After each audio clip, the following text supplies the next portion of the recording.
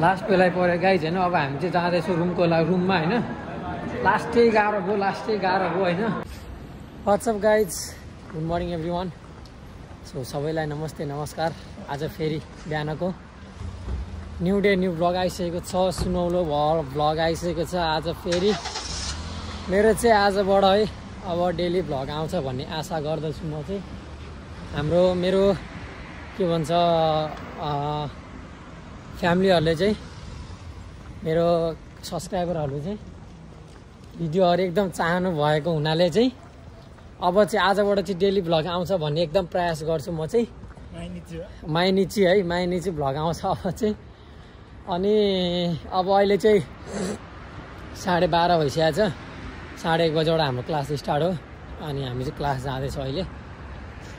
अनि आजको दिन चाहिँ एकदम राम्रो चल्छ भन्ने आशा बोकेको छु।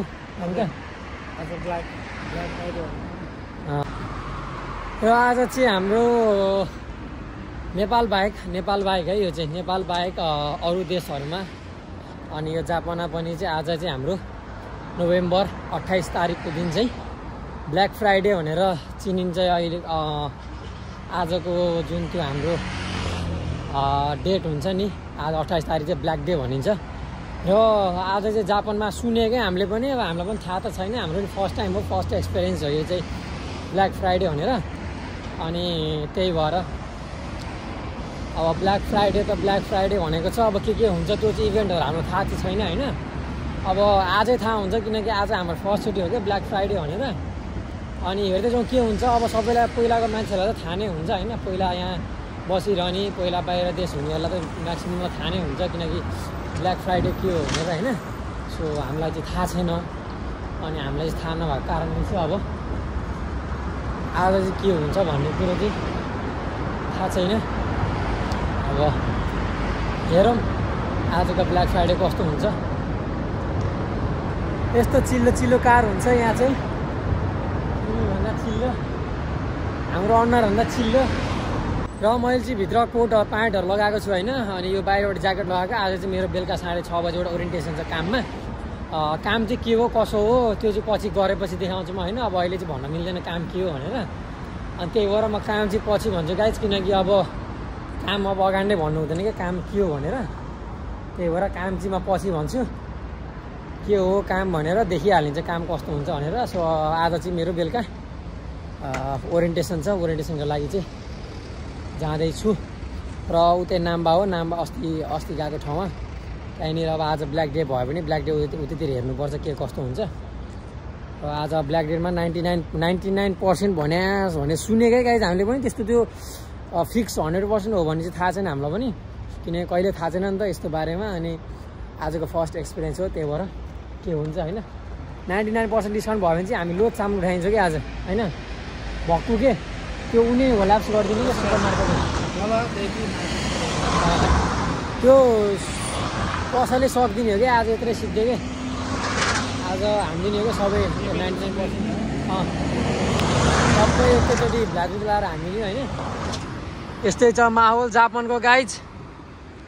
त्यहाँ चाहिँ रातो बलिरहेको छ। रातो बलेर चाहिँ हामी हिँड्न नमिल्यो है, उभिरहेको। किनकि गाडीहरू यहाँ स्पिड आउँछ कि, गाडीको स्पिड आएपछि हामी अब त्यो हतार हिँड्नु हुँदैन। ठाउँ त धेरै छैन त काट्नु पनि यत्रो सानो छ। त्यही पनि हामी अडेर बसिरहेको छौँ। एकछिन धैर्यता गर्नुपर्छ त्यस्तो कुराहरूमा। यस्तै छ जापानको माहौल, हेर्न सक्नुहुन्छ। ल हिजो चाहिँ हामी मेडिकल गएको थियौँ। यहाँ जापानमा 3 महिना मेडिकल हुन्छ। अनि 3 महिना भन्दा पनि आएको 3 महिनामा चाहिँ हाम्रो मेडिकल हुन्छ क्या, मेडिकल गर्ने सिस्टम हुन्छ। अब आफ्नो त्यो सिस्टम हो आफ्नो देश अनुसारले। अनि हामी स्टुडेन्टहरूलाई आउनेहरूलाई चाहिँ हिजो हाम्रो मेडिकल थियो, मेडिकल चेकअप भयो, सबै त्यो चेकअप भयो। अब मेरो चाहिँ हल्का अलि आँखाको प्रब्लम भयो भनेर भनेको छ। अब यत्रो सानो त्यो उयोहरू चिन्ह लगाएको थियो कतापट्टि छ भनेर। अनि त्यो चाहिँ आएन कि 12सम्म थियो होइन। 12सम्म थियो। अनि 12सम्म मैले चिन्न सकिनँ कि। अनि 12सम्म चिन्न नसकेपछि चाहिँ अनि त्यो तिम्रो चाहिँ हल्का अलि आँखा कमजोर छ भन्थ्यो। मलाई चाहिँ नेपाल हुन्थ्यो हल्का अलि आँखा कमजोर भइरहेको थियो। अनि यहाँ आएर त्यस्तो फिल चाहिँ भएको थिएन। मतलब अब टाढा चिजहरू यताउति त देखिन्थ्यो, क्लियरिटी थिएन क्या। अनि हिजो चाहिँ अब यसो मेडिकल गर्दाखेरि थाहा पायो होइन। अब झुटो पनि बोल्न मिलेन नि त, अनि त्यही भएर अनि आँखा हल्का कमजोर भयो भनेको छ, चस्मा लाउने गरेको छु। चस्मा त्यही त चस्मा फेरि अब हामी सानोतिनो लाउँदैन, ब्रान्डीवाला हो, हिजो भर्खर 150 मा किनेको। 150 मा किनेको चस्मा अलिकति ब्रान्डी नै छ। मलाई फेरि चस्मा लाउँदै नाकको डन्डिल दुख्छ भनेर चाहिँ म चस्मा लाउँदिनँ त्यसो प्रायः जसरी।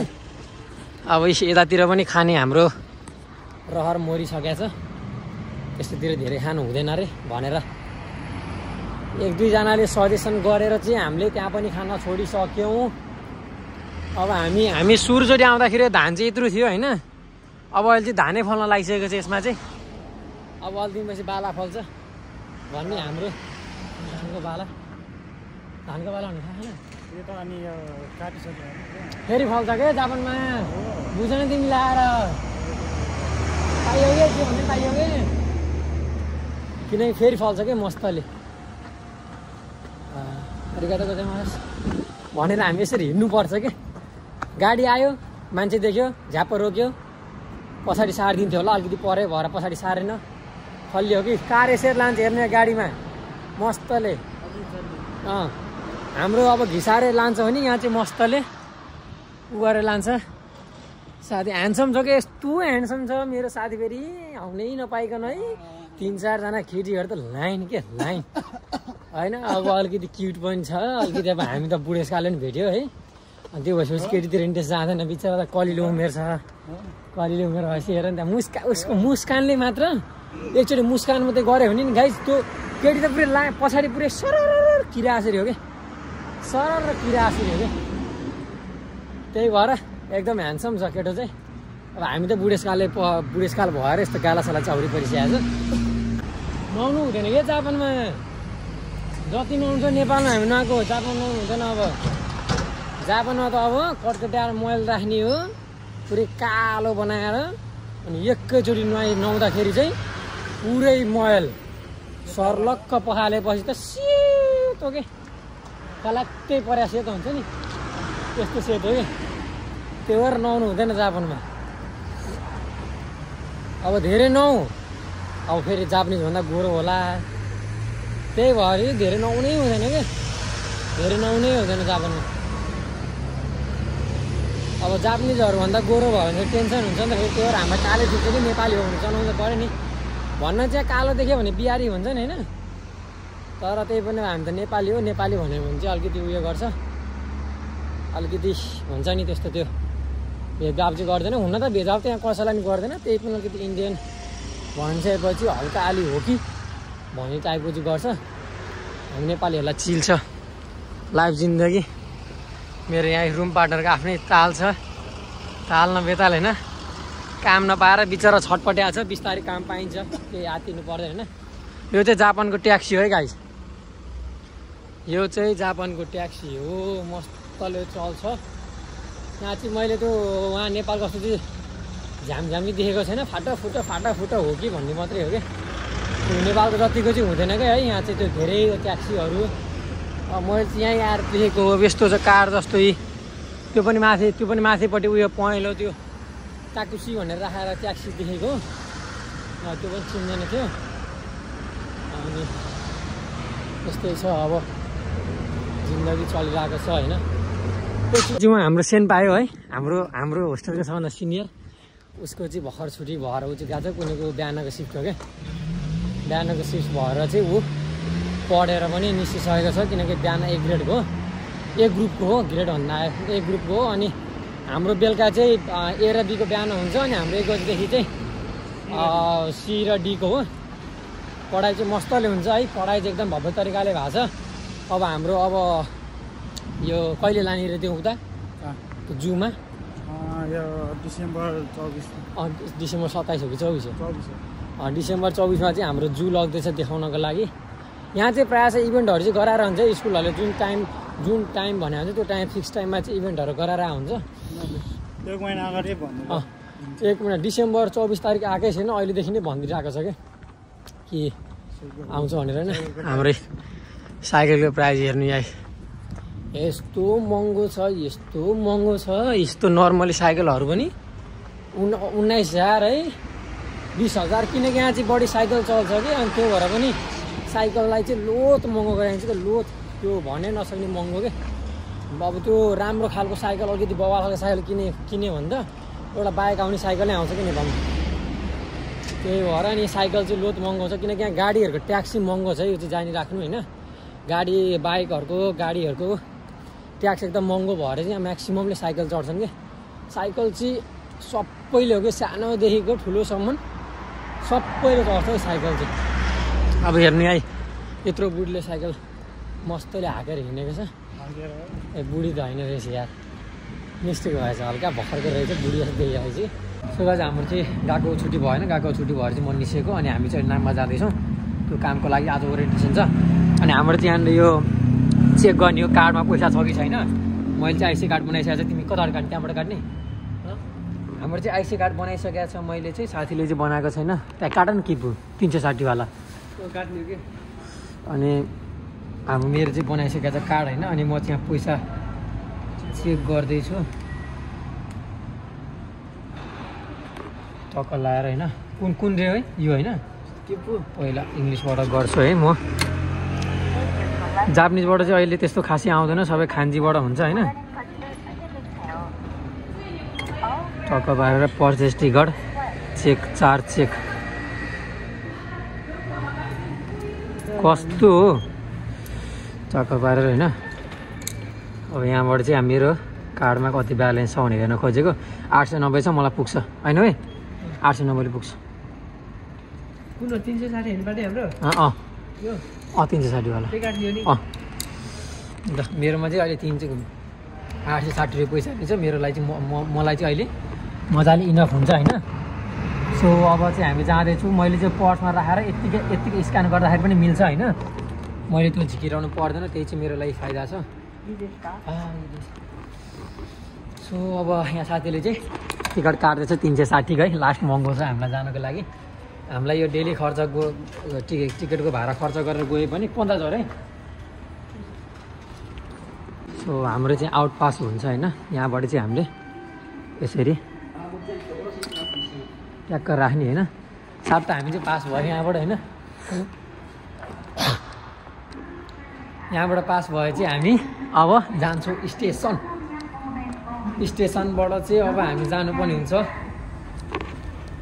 जापानमा चाहिँ के रुल्स हुन्छ होला नि केटापाटी हो हामी त्यो साइड बस्नुपर्ने हुन्छ है हाम्रो त नेपालीमा कस्तो बानी हुन्छ नि यता पनि बसिदिन्छौँ यता पनि बसिदिन्छौँ र हाम्रो चाहिँ यहाँनिर के हो अरे यतापट्टि किन छोड्नुपर्छ अरे यो चाहिँ हामी अहिले अब हामी हिँड्नु पऱ्यो भने चाहिँ यताबाट पनि यसरी हिँड्न मिल्छ होइन तर हामी बसेर जानु पऱ्यो भने चाहिँ यहाँनिर बस्नुपर्ने हुन्छ कि नियम चाहिँ एकदम कडा छ यहाँनिर सो अब चाहिँ हामी जाँदैछौँ यहाँनिर हाम्रो ट्रेन स्टेसन भइगयो होइन अनि साथी आउँदैछ हामी त आज फर्स्ट टाइम एक्लै हिँडेको होइन त्यही भएर हल्का अलि नर्भसै भइरहेको छु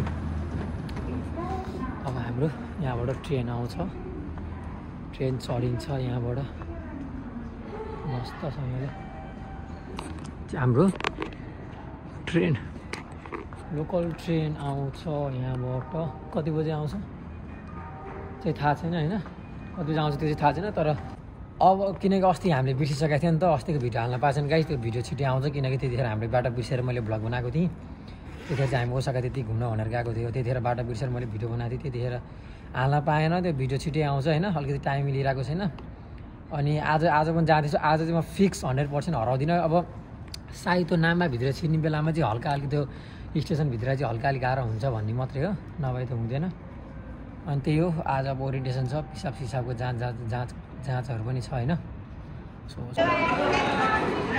सो गाइज हामी चाहिँ फाइनली ट्रेनिङ हाम्रो ओरिएन्टेसन सकेर हिँडिसकेका छौँ होइन 3 घन्टापछि लोत गाँड पेलाइदियो है जापानिजहरूले त्यो चाहिँ नेपाली जस्तो लागिरहेको छ नेपाली रहेछ उभिएर बसिरहेको मस्तसँगले यति काम मिले पनि हुन्थ्यो मस्तसँगले होइन त्यहाँ नेपालीलाई एउटा पुरै त्यो फोटो लिएर उभिएर बसिरहेको रहेछ कि यस्तो बवाल भोग लाग्यो नि होइन के खाने ठेगान छैन मस्तले के जस 3 घन्टापछि चाहिँ हामी बाहिर आइसकेका छौँ अब जान्छौँ हामी स्टेसनमा गएर लास्ट बेला पऱ्यो गाइज होइन। अब हामी चाहिँ जाँदैछौँ रुममा होइन। लास्टै गाह्रो भयो होइन। सोचेको थिएँ नि यस्तो हुन्छ भनेर होइन। अब लास्ट पनि गाह्रो भयो। भाषा पनि हल्का अलिक बुझिरहेको थिएन होइन। भाषा अलिकति हार्ड बोलिरहेको थियो कि हामी नर्मली नेपालमा पढेर आउने भन्दा हार्ड बोलिरहेको थियो। त्यही भएर सकिएन धेरै कुराहरू बुझ्नको लागि।